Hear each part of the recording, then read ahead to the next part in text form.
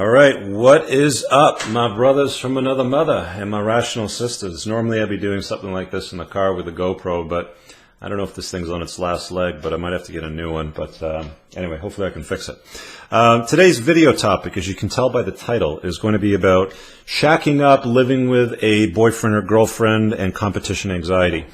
I guess I've had a version of this video requested a few times, and the video that I did recently, I think in the last week, I'll try to put a card up on the top right of the screen. Basically, I was talking about helping some guy out that had a back and forth relationship with his girlfriend. She had moved in, moved out, started banging some other guy, came back. And one of the flaws that he made was living with her. And I mentioned competition anxiety. He said, can you do a video on that? So I'm going to cover why living with somebody is a bad idea unless you're getting married, and what competition anxiety is. But before I do that, I want to mention a excerpt from the Rational Mail. If you haven't got a copy, there's a link below in the description for the Amazon link. Grab a copy in full transparency. It's an affiliate link, so I do earn a little bit of money off it. Iron Rule of Tomassi, number 4. Never, under any circumstances, live with a woman who you aren't married to or are not planning to marry within 6 months.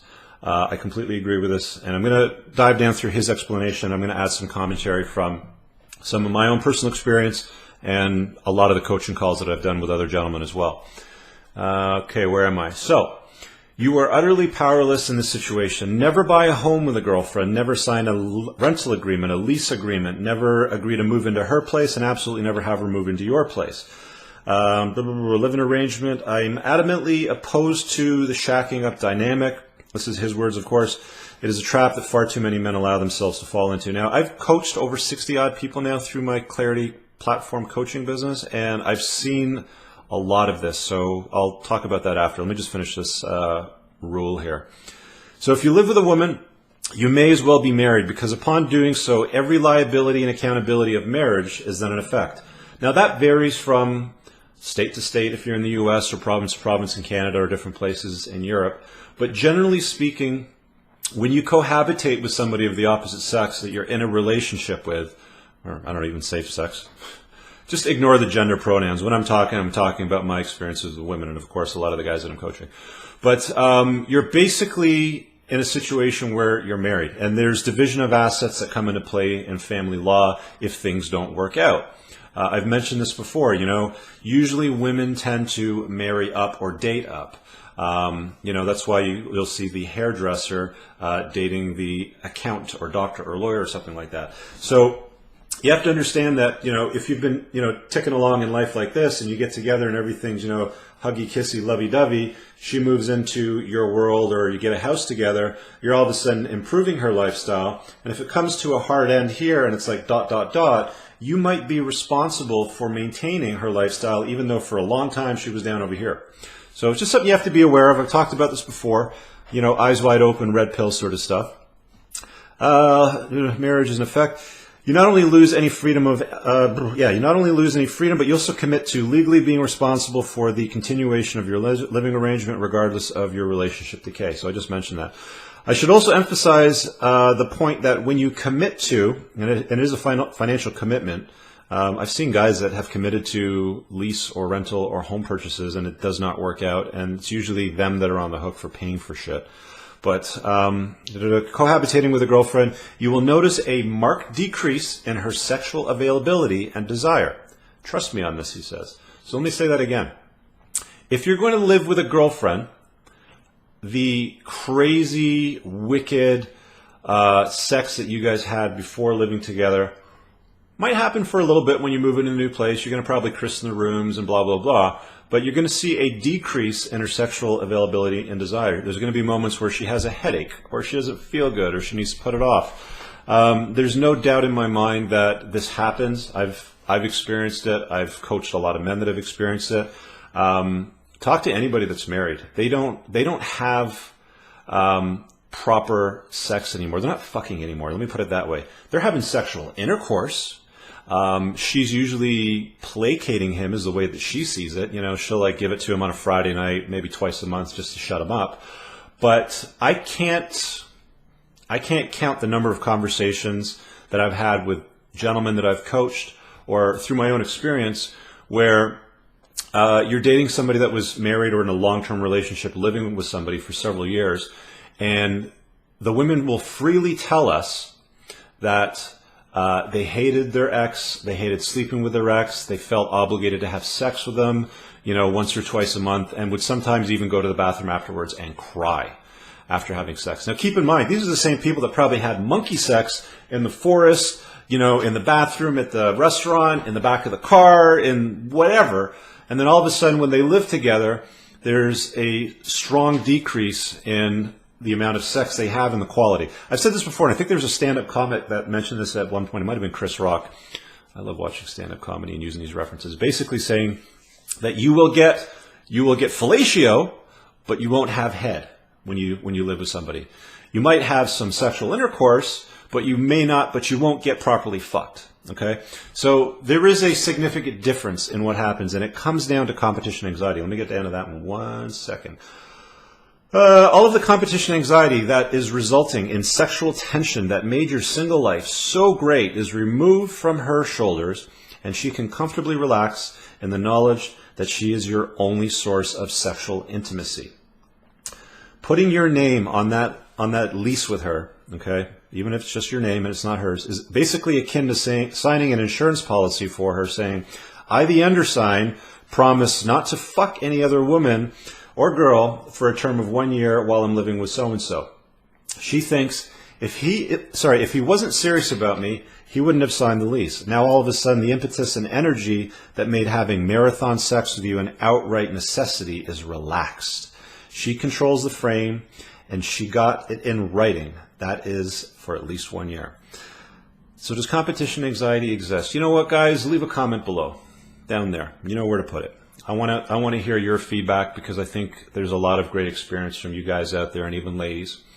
But I've experienced this firsthand a number of times, where if a woman believes that you've got options, that you might be spinning other plates, that you might be dating other people, there's competition anxiety that exists for her, so she tries harder. She's more sexually available, and the kind of sex you have is crazier. So it does exist, and when you live with your girlfriend, whoever it is, that you're dating, it does change, and there's no two ways about it. It always changes. So if you like marathon, monkey sex, crazy sex, all the good stuff, living with somebody ain't for you. Last paragraph here. Just don't do it. Relationships are best when you spin more plates, or at the very least, keep each other at arm's distance. Now, I want to mention something that I came across the other day in a really interesting video interview that I saw with Esther Perel, relationship sex therapist. She's brilliant. She's got a book called Mating in Captivity. Grab a copy. I'll see if I can remember to put a link below. And she had mentioned in one interview that the largest growing demographic of relationship, status or description, I can't remember the acronym, because we've of course got married, divorced, single, all that sort of stuff, is basically together but living apart. I think it's TLP or something like that. Anyway, so it's like where I've got my life, I've got my house, I've got my kid part-time with me, and I'm dating somebody else that might have a kid from another relationship or may not, has their own place, their own choices, their own business, their own, whatever network set up in their area, and you never cohabitate. And that is the largest growing demographic for adults in North America today, is being in a relationship but living in separate households and not combining your households. And there's a reason for that. It keeps competition anxiety in play. It keeps desire high. You don't have any problems with a mix-up of assets or division of assets if things don't work out, move them in, move them out, all that kind of stuff. I agree with what he's saying. If you're going to live with somebody, you should be getting married. It should be for like a reason like raising kids together, if that's something that you want to do. But to live together just because you're lonely, get a dog or a cat. I don't know if that's the kind of shit you're into. But yeah, don't do it under any circumstance. I'm telling you, I've had personal experience. I've coached a number of guys and a couple of women on this as well. And living together out of a cohabitative need to placate one another because you think it'll bring you closer, because you want a companion, none of that shit works out. You might find that for the first little bit, it'll be okay, or it might be fun, or you have some monkey sex in certain parts of the house, but it quickly dies off. There's headaches that are made up, or I'm tired, or, had you not done that to blah, blah, blah, whatever, fill in the blank, I would have fucked you tonight. But, when you're in each other's space and face all the time, it doesn't make things better. I don't know why people and, guys do this, especially where they think that, living with a woman's just going to make things better. You're going to have better sex. You're going to become closer. It's quite the opposite. It almost never works out that way. So that's my take on living arrangements, living together, and what competition anxiety is. Competition anxiety is very real. He mentions here in the last paragraph, relationships last best when you spin more plates, or at the very least keep each other at arm's length. So keeping each other at arm's length means, if you want to be in a relationship and date, just don't live together. If you want to spin more plates, that will increase competition anxiety. Women do some interesting things. They will creep you on social media and look at who's liked your posts and left a comment, and might, start believing that you're seeing more than just her because of that sort of stuff. It leaves them uneasy. It leaves them antsy. That's why the next time you'll see them, they'll properly fuck you and not just have sexual intercourse, because they want to kind of mark their territory. And I know guys do the exact same thing. If guys suspect, and this is proven through evolutionary history, if guys suspect that their woman's been unfaithful, we tend to give them the good stuff, if you know what I'm saying. We work a little bit harder at it. So that's it. Smash the like button. Leave a comment below. If somebody needs to see this that is living with somebody or thinking about living with somebody, you should definitely show this to them. Final notes. Again, YouTube has changed quite a bit in the last few months. I'd love your support if you want to become a Patreon. Card at the top right of the screen. If it's not something you can afford, that's cool. Again, like, share, and comment below, because that always helps. If you need help with something that you're stuck on, I'm good with taking a video topic suggestion. You can leave it in the comments or email me at entrepreneursandcars@gmail.com. But if it's longer form, you want me to read through a bunch of stuff, and it's some stuff that I need to deal with, reach.me. I'll put it up here.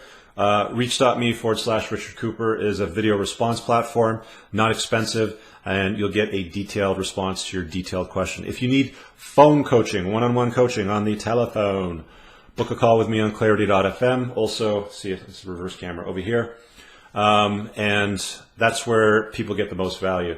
Fairly straightforward platform. Plug in your credit card. Boom, off you go. Thanks for checking out today's video. Have an amazing one. Peace.